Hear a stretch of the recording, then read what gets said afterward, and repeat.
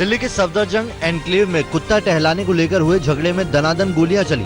शाम को हुए झगड़े के बाद रात के करीब 10 बजे दर्जन भर लोगों ने एक घर पर हमला बोल दिया और 10 से 15 राउंड गोलियां चलाई। हमलावरों ने ईंट पत्थर मार मार कर घर के शीशे तोड़ दिए। उन्होंने रास्ते में खड़ी गाड़ियों के कांच भी तोड़ दिए। इस हंगामे की तस्वीर सीसीटीवी कैमरों में भी कैद हो गई। दिल्ली से सटे गुड़गांव के एक अस्पताल में एक बच्चे की इलाज के दौरान मौत हो गई। परिजनों का आरोप है कि अस्पताल की लापरवाही के चलते बच्चे की मौत हुई है।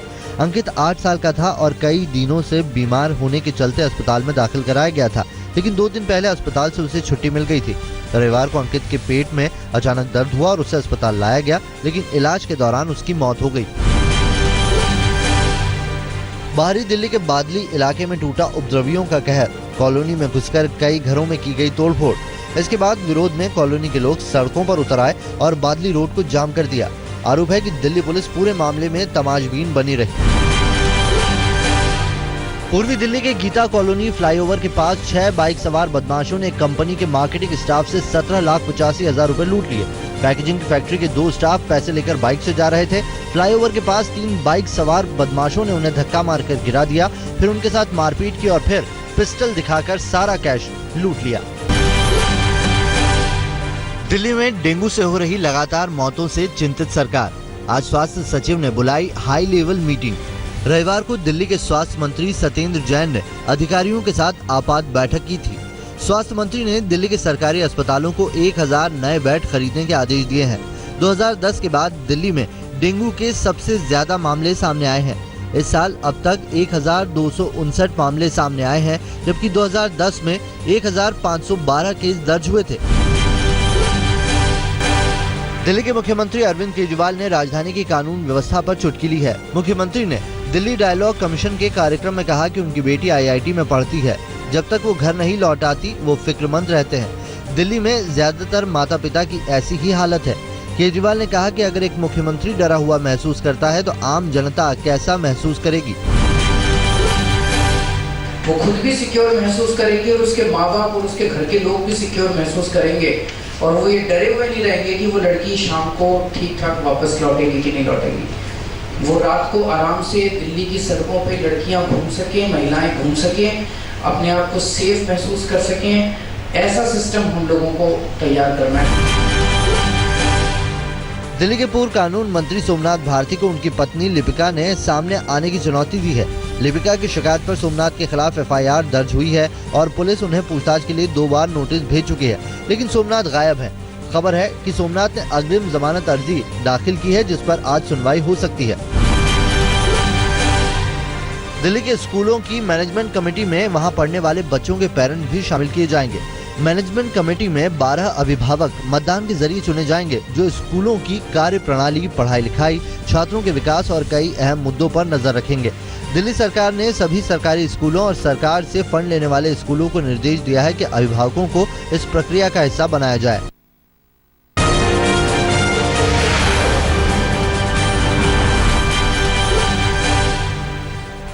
मीट बैन के खिलाफ आज बॉम्बे हाईकोर्ट में सुनवाई होगी। मीट बैन पर हाईकोर्ट में PIL दायर की गई है। गौरतलब है कि BMC ने 4 दिन जबकि नवी मुंबई में 2 दिन और मीरा भाईंदर में 8 दिनों तक मीट पर बैन लगाया गया था।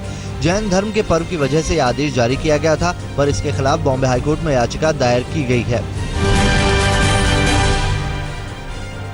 शीना मर्डर केस की जांच कर रही मुंबई पुलिस ने प्रवर्तन निदेशालय को भी मामले में शामिल किया है। उससे इस मामले के आरोपियों के वित्तीय लेन देन और मुख्य आरोपी इंद्राणी मुखर्जी और उनके पति पीटर के व्यवसाय की जांच करने को कहा गया है। ED इस मामले की जांच शुरू कर रही है। प्रवर्तन निदेशालय ने इस केस में धन शोधन निरोधक कानून और विदेशी मुद्रा विनिमय प्रबंधन कानून लगाए हैं। इसी एंगल को ध्यान में रखकर ED मामले का अध्ययन करेगी। इसके बाद ये भी तय करेगी कि क्या उसे मुंबई पुलिस के साथ साथ मामले की समानांतर जांच करना जरूरी है। 2006 में हुए Mumbai local train serial bomb धमाकों में दोषियों की सजा का ऐलान आज हो सकता है। इस धमाके के 9 साल बाद मकोका कोर्ट ने शुक्रवार को फैसला सुनाया था। लोकल ट्रेन बम धमाके में स्पेशल मकोका कोर्ट ने 13 में से 12 आरोपियों को दोषी करार दिया है, वहीं एक आरोपी को बरी कर दिया गया है।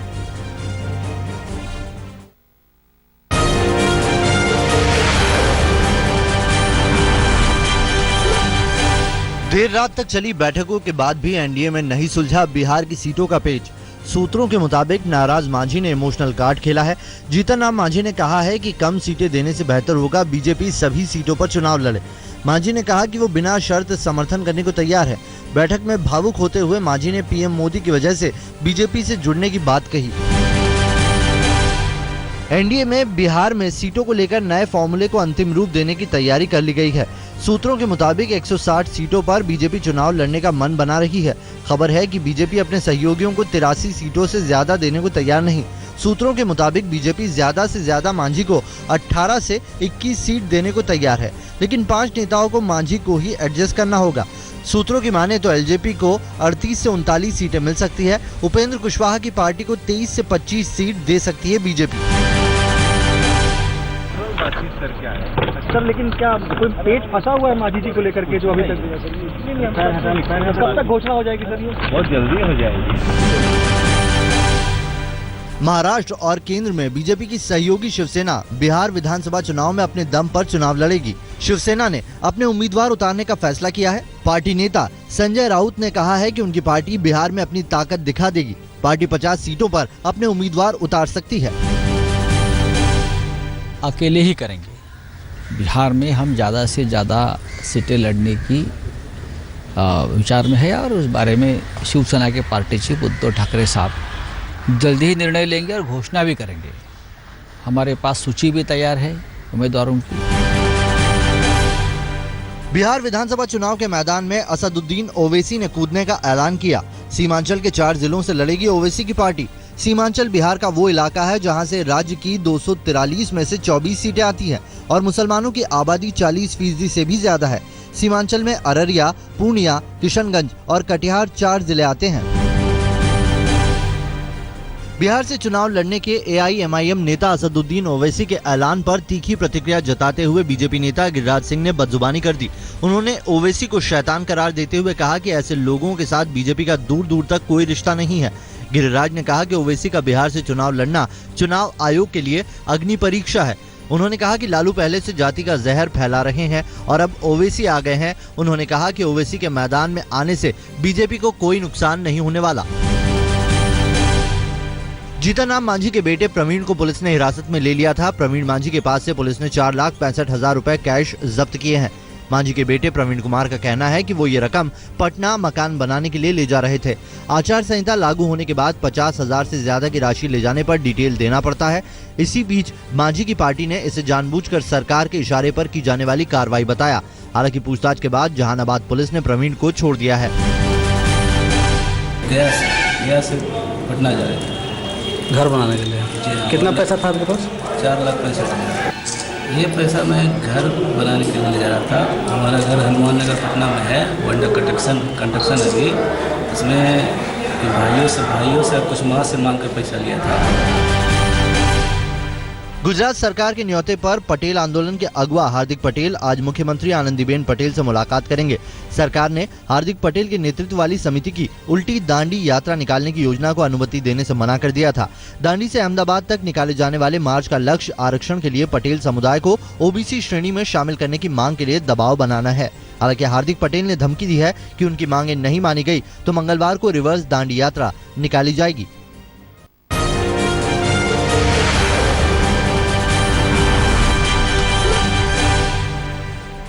प्रधानमंत्री नरेंद्र मोदी के गुरु दयानंद गिरी को तबीयत खराब होने के बाद अस्पताल में भर्ती कराया गया है। 3 दिन पहले ही पीएम मोदी ने अपने गुरु से जाकर मुलाकात की थी। मोदी के गुरु दयानंद गिरी वेदांत के विद्वान हैं और पिछले 50 साल से संस्कृत और वेदांत का अध्यापन करते रहे हैं। गृहमंत्री राजनाथ सिंह पाकिस्तान और चीन के साथ लगने वाली सीमाओं पर अग्रिम क्षेत्रों के दौरे को रद्द कर दिया है। बिहार चुनाव पर 15 सितंबर को होने वाली पार्टी की बैठक के मद्देनजर ये दौरा रद्द किया गया है। हरियाणा के कई इलाकों में आज तक की तहकीकात ने क्लिनिक की पोल खोलकर रख दी। हरियाणा के कई इलाकों में अब भी गर्भवती महिलाओं को बेटा पैदा करने का दावा करने वाली दवा खिलाई जा रही है, जिसके चलते तमाम बच्चों की जन्म से पहले ही हो रही है मौत। खबर के बाद हरियाणा के सीएम मनोहर लाल खट्टर ने सख्त कार्रवाई का भरोसा दिया है। हाल के दिनों में हुए ट्रेन हादसे के बाद रेल मंत्री सुरेश प्रभु ने रेलवे के अफसरों की आपात बैठक बुलाई है। 15 सितंबर को बुलाई गई बैठक में 17 जोनल रेलवे मैनेजर शामिल होंगे। बैठक का एजेंडा हादसों से निपटने के लिए एक्शन प्लान बनाना है। रेल मंत्री ने हादसों को न्यूनतम स्तर तक ले जाने का लक्ष्य रखा है। पुणे में एफटीआईआई के छात्रों के अनशन का आज 5वां दिन है। तबीयत बिगड़ने पर एक और छात्र को अस्पताल में भर्ती कराया गया है। अब तक 3 छात्रों को अस्पताल में दाखिल कराया जा चुका है। एफटीआईआई के छात्रों का आरोप है कि अस्पताल में इलाज का खर्च उठाने से संस्थान ने इनकार कर दिया है। गौरतलब है कि पुणे के एफटीआईआई छात्र टीवी अभिनेता और बीजेपी नेता गजेंद्र चौहान की नियुक्ति के खिलाफ अनशन पर बैठे हुए हैं।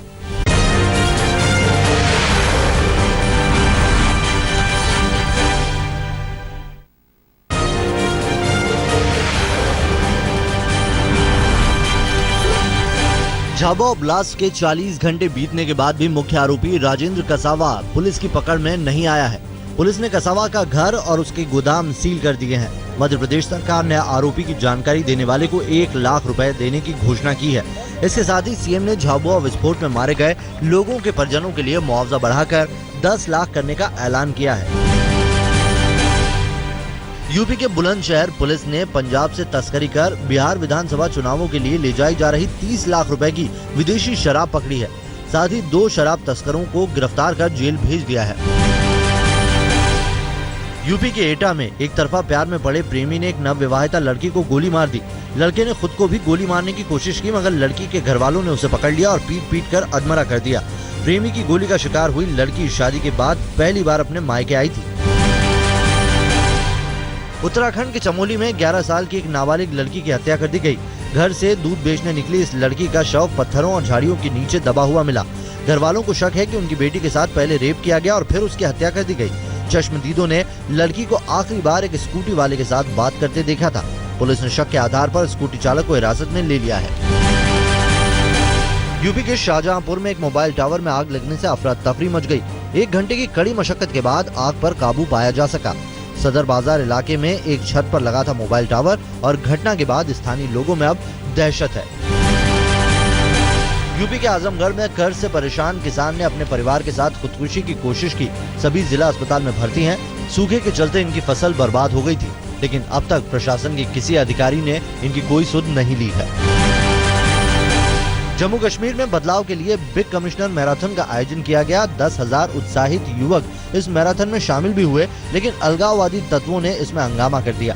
पाकिस्तान के समर्थन में नारे लगाए गए और पथराव भी किया गया, जिसके बाद पुलिस को लाठीचार्ज करना पड़ा। पंजाब में अमृतसर में लगी पाक सीमा पर बीएसएफ को बड़ी कामयाबी मिली है। तस्करों से 14 किलो हेरोइन जब्त की गई है। अंतर्राष्ट्रीय बाजार में जब्त माल की कीमत 70 करोड़ रुपए बताई जा रही है। उत्तर प्रदेश के सीतापुर में एक रेप पीड़ित महिला के बीच सड़क पर गोली मारकर हत्या कर दी गई। उसके पति के साथ मारपीट भी की गई। आरोप है कि ये वारदात उसी शख्स ने की है जिस पर महिला ने बलात्कार का आरोप लगाया था। आरोप ये भी है कि वो जेल से छूटने के बाद से पिछले 4 महीनों से लगातार मुकदमे में सुलह करने का दबाव बना रहा था। यूपी के मऊ जिले में भी बाइक सवार बदमाशों ने एक रेप पीड़ित लड़की की गोली मारकर हत्या कर दी। लड़की अपने भाई के साथ डॉक्टर के पास जा रही थी। हत्या के बाद नाराज लोगों ने शव को लखनऊ बलिया हाईवे पर रखकर सड़क जाम कर दी। एक स्थानीय कॉलेज के मैनेजर और उसके साथी पर लड़की को बंधक बनाकर बलात्कार करने का आरोप है। उत्तर प्रदेश के गोंडा में एक नाबालिग लड़की के साथ गैंगरेप की खबर है। पीड़ित लड़की को जिला महिला अस्पताल में भर्ती कराया गया। क्षेत्राधिकारी सदर के मुताबिक लड़की गांव के रास्ते से गायब हो गई थी और शाम को एक तालाब के किनारे बेहोश पड़ी मिली। उसके हाथ पैर बंधे मिले। पुलिस ने इस मामले में 2 अज्ञात लोगों के खिलाफ गैंगरेप का मुकदमा दर्ज कर लिया है।